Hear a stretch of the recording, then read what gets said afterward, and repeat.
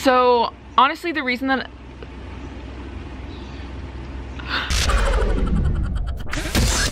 is it necessary to spend $30 on a sponge to do nothing to my face just because everyone else did it? Yes. Before I can say what I have to say, I have to get my priorities straight. Can I just have a venti iced soy latte? Anything else? Oh, that's it. It's gonna be $5.35 at the window. Thank you so much. Okay, good morning residents of wherever you're from. I don't know where you're from. That'd be weird if I knew where you were from. So this past weekend from Thursday to Sunday, we were planning to be at Tanacon. That didn't happen. So I'm trying not to focus on the bad of the situation. But Thursday night when Shane, Ryland, James, Andrew, and I were headed to Anaheim, we actually stayed in Huntington Beach, which was super awesome. I've never been there before. And then this guy is really scaring me. He's really scaring me. He's really just looking at me and it's really freaking awkward. Okay, he's gone. That's the man that's scaring me. So in order to get to Tanacon, we had to somehow transport there, and Shane got us a party bus that was meant for like 20 people for just us 5. And really the only footage I have from this weekend was footage from the party bus. After watching it and reviewing it, I have decided that it would just be a disservice to all of you to not share it. We were like bumping on this party bus with music that obviously you can't use on YouTube because you would get copyrighted. I have stripped the original music and I'm putting in something brand friendly. Think like Joey Graceffa. Good day, everyone. Meets Alicia Marie. Okay guys, so there's been this trend going around YouTube. Be like happy-go-lucky, positive, very clean content music because I had to strip out the originals and just add something else in. A part of me was just gonna leave you hanging in the dust, but a good friend wouldn't do that, so I'm not gonna do that.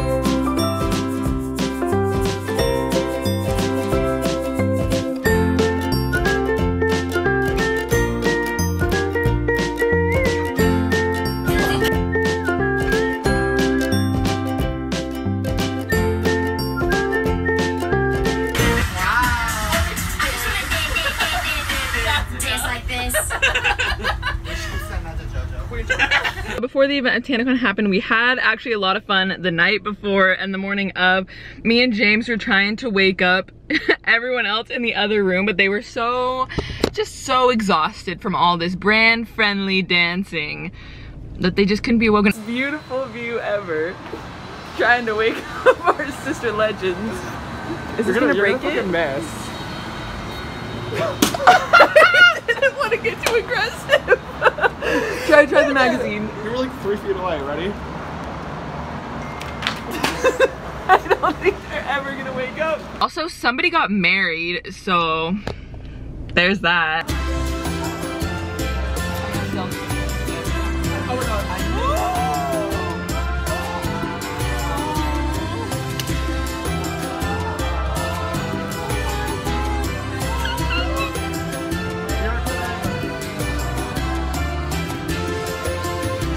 And yeah, that's really all I have to say for the day. Bye. So originally yesterday, I was just gonna upload the 4 minutes that you just watched, like 4 minutes of wow, this background is eccentric. Am I in Japan? Am I in Bali? You'll never know. I was showing what I was gonna upload to Shane and asking, you know, if it was gonna be offensive or triggering to anyone, because I wasn't really saying anything serious about it. I was kind of making more of like a light-hearted video. And you know, typically I like to consider myself not really a pot stirrer. I don't like to stir the pot, but he showed me the clip that he put of me talking about Tana in his video, and I guess I've already stirred it, so now I have to like microwave it. So this is just gonna be my honest thoughts on the situation, I guess. I don't know if you care, I don't know. To begin, this is not meant to like send any hate toward Tana. I don't really want that at all. So being that I'm also a 20-year-old on YouTube, Tana is someone that I've always genuinely really looked up to, just in the way that she carries herself. I think she's really funny. I think her personality is really captivating. So from day one, when I saw the video that she made about VidCon, I was like, oh my god, we have to go to Tanacon. Like, all of us, I really want to go. We have to go. Like, I wanted to go so bad. I wanted to meet her so bad. Oh, this was going to be like my first YouTuber convention event. Shane never goes to things like this. My brother never goes to things like this. So this was going to be my first hoorah in the world of fun. I don't really want to go into the story because I'm sure that if you're watching this, you already know the story. You've heard it a billion times. You don't want to hear it again.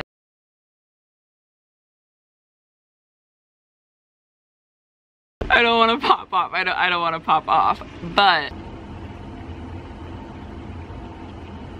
I'm just finishing my vlog. Oh no! Oh. Do you have any thoughts? Oh god.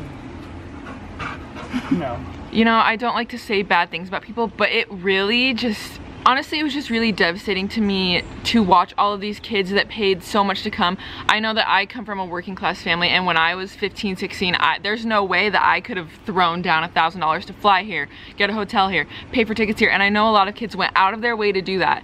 Money that they don't have, but they just wanted to meet these people so bad, and they didn't even get the opportunity to. All of it was just really confusing. They never gave anyone a time that they should be anywhere. They never asked anyone for their schedules. They just kind of assumed, I think, that everyone would just be showing up and walking around. Of course, none of the people that bought tickets for the event knew that the event was canceled, but also none of the creators that were all lined up for people to meet knew that it was canceled either, because nobody told us either. I only knew this because I listened to Shane and James on the phone with people all day. Also, just observing how above and beyond Shane and everyone went to try to make this right for the people that bought tickets, while nobody else from the team even cared. They were at a birthday party that night, glammed up, like, oh, that just made me so sick.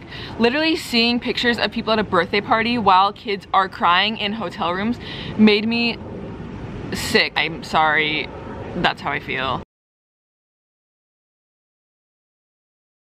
Being a person of social media, I suppose, I can really see how it's really easy to get lost in the number of things. You know, you see that as a number. You want a higher number than someone else. Numbers, numbers, numbers. What really made me sad was when they were all talking about like, oh my god, there's 20,000 people here, there's 20,000 people outside, 20,000, 15,000. Nobody really knew a number. Actually, there was 5,000 people out there, probably no more. But the thing is, why is anyone flaunting that there are 20,000 people out there when those 20,000 people are starving, thirsty, disappointed, heartbroken, out of money because they spent all their money to come here? Like, that is not something to be proud of. If there were 20,000 people there, that's even worse. Maybe that's just the problem with social media, is that nothing seems of worth unless it's a huge number. It is really easy to forget that that number is actual people who are just as important as everyone else, people who go to school, go to work, have friends, have kids, have sisters, have jobs. You know, they're like, just because someone has a following on some sort of social media does not put them on a platform. Well, I mean, it does, but it does not make them more of a person than anyone else. From being in a group setting outside of my group, which is Garrett, Andrew, Shane, and Ryland, who are always nice to everyone, always think about everyone's feelings, never seen them be rude to someone, never seen them be mean to a waiter, never seen them disregard a kid, always nice to everyone. What I've really observed from going outside of that group is that not everyone is that nice. If you were signed up for our meet and greet, I am so sad that I didn't get to see you. And that's the thing, is so many people were just so disappointed. I was disappointed. I was so sad because I was so excited for this. I was rooting for it the whole time. What I have learned this weekend: one, not that I ever would, because I am 20 years old and I know that I couldn't accomplish that. I will never throw a convention. 2, this isn't meant to be any hate toward Tana. I'm just kind of saying my thoughts. 3, I am extremely grateful to be a part of the group and surround myself with the people that I surround myself with because they are good, genuine people. 4, if you base the number that you have next to your name on a social media account and that's how you treat people based on that number, you suck.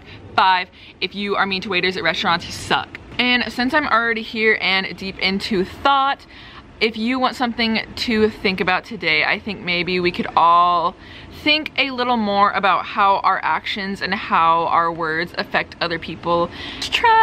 Just try to be nice. It's really not that hard. We can take every experience as a learning experience. Maybe we'll get it the next go around, you know? And that's all I have to say.